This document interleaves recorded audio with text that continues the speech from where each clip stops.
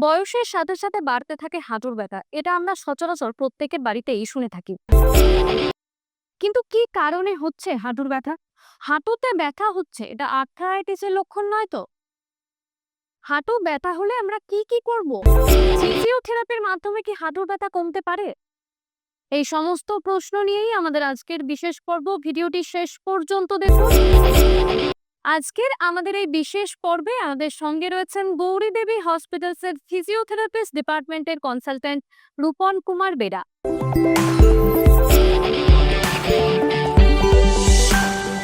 Sir, আপনাকে অনেক অনেক স্বাগত।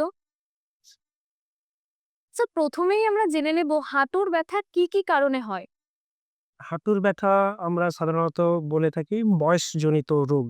মানে বয়স আ ৬০ এর পরে বা কখনো আর্লি একটু ৪০-৪৫ এর পরেও হাঁটু ব্যথা দেখা যায়। হাঁটু ব্যথার আমরা মেইন ২ টো প্রধানত কারণ পেয়ে থাকি। একটা হচ্ছে অস্টিওআর্থ্রাইটিস আর ২ নম্বর হচ্ছে রিউমাটয়েড আর্থ্রাইটিস। এই রিউমাটয়েড আর্থ্রাইটিস বা অস্টিওআর্থ্রাইটিস যখন শুরু হয় তখন আমাদের হাঁটু ব্যথা শুরু হয়।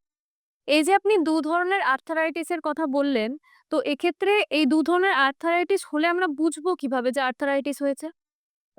আমরা ১ম এ যদি অস্টিওআর্থ্রাইটিস এর কথা ভাবি, তাহলে শুরুতে কি হয়? অস্টিওআর্থ্রাইটিস শুরু হলে আমাদের পশ্চার চেঞ্জ করলেই ব্যথা হয়।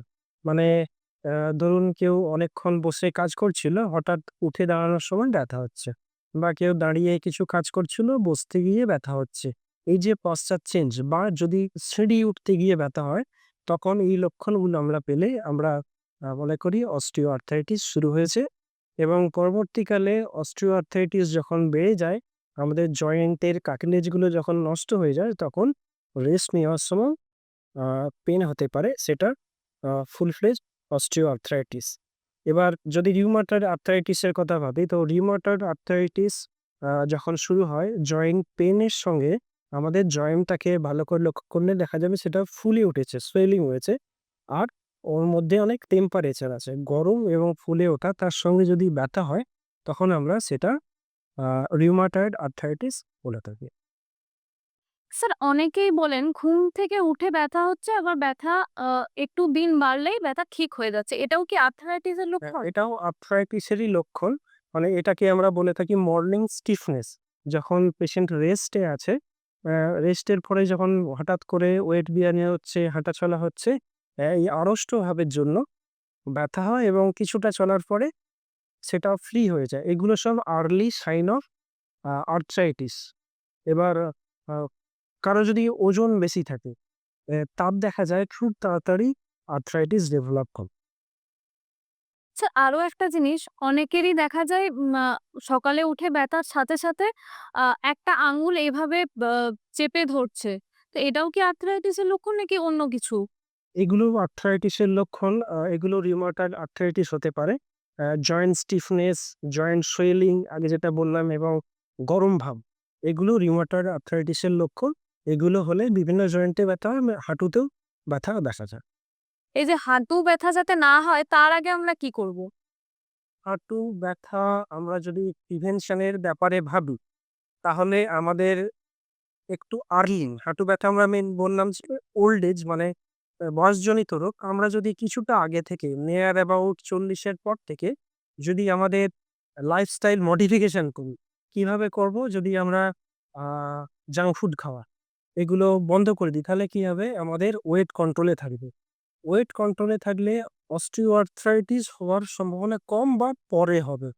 বা যদি ডেভেলপও করে, ওয়েট কম থাকলে আমাদের জয়েন্টের উপরে লোড কম পড়বে এবং যে কার্টিলেজ গুলো আছে ওগুলো মানে ক্ষয়ে যাওয়ার প্রবণতাটা কমে যাবে।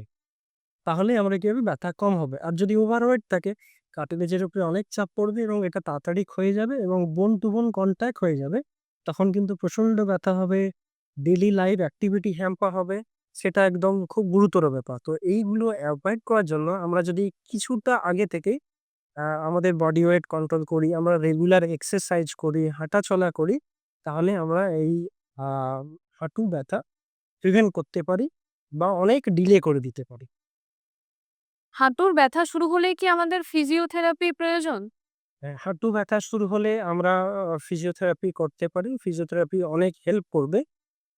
ব্যথা কমাতে সাহায্য করবে, জয়েন্টের রেঞ্জ অফ মোশন বাড়াতে সাহায্য করবে এবং ডেইলি লাইফ অ্যাক্টিভিটি গুলো অনেক ইজি হবে।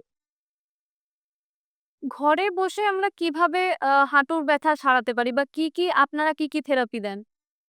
আ যদি আমাদের এক্সারসাইজ বলেন সেটা আপনি কোনো ক্লিনিক্যাল সেটআপেও করতে পারেন। আর কিছু এক্সারসাইজ হয় নরমাল এক্সারসাইজ যেগুলো আপনি বাড়িতে বসে করতে পারেন।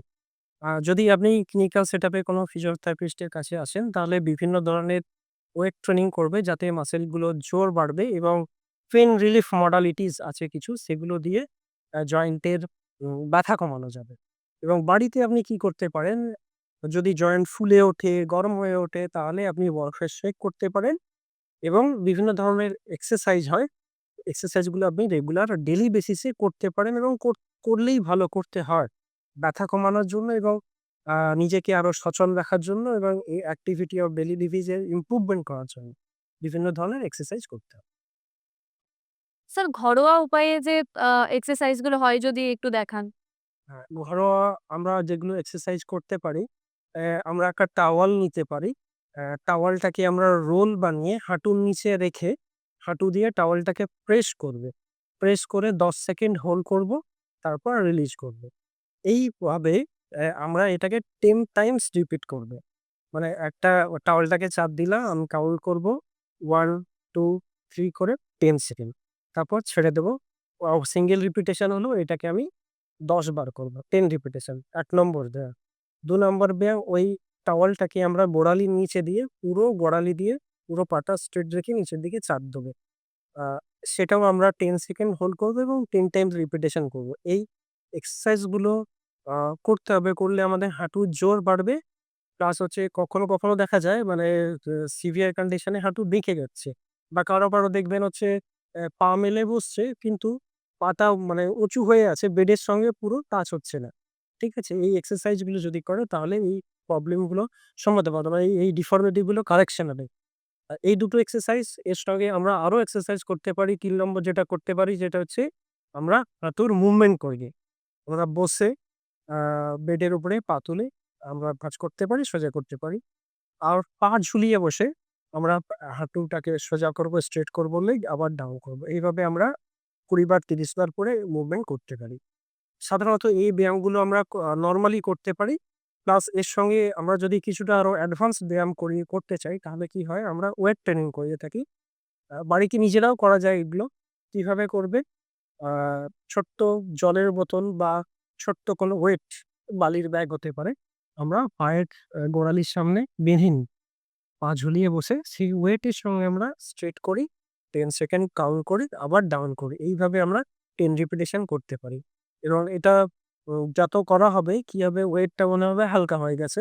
তখন আমরা আরো কিছুটা ওয়েট বাড়িয়ে এইভাবে বাড়িতে করতে পারি এক্সারসাইজ। স্যার আপনাকে অনেক ধন্যবাদ। নমস্কার। শুনলেন তো বিশেষজ্ঞ কি বললেন? এই বিষয়ে যদি আপনার আরো কিছু জানার থাকে তাহলে কমেন্ট বক্সে কমেন্ট করতে পারেন অথবা আমাদের হেল্পলাইন নাম্বার তো রয়েছেই, সেখানেও যোগাযোগ করতে পারেন। সুস্থ থাকুন, সচেতন থাকুন। ধন্যবাদ।